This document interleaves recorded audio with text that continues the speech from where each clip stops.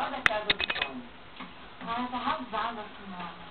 O Tony tá amarradão naquela lambigolha dessa noite. Não sei o que ele viu naquela garota. Tá sem graça, sonsa. E ciúme, viu?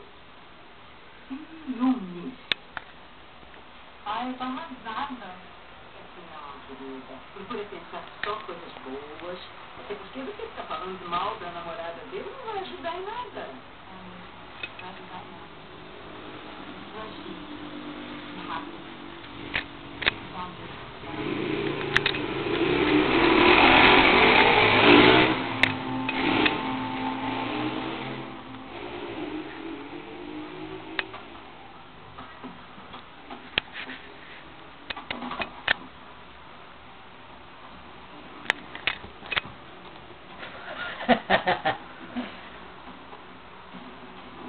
Mas aí deve ser legal, não dá?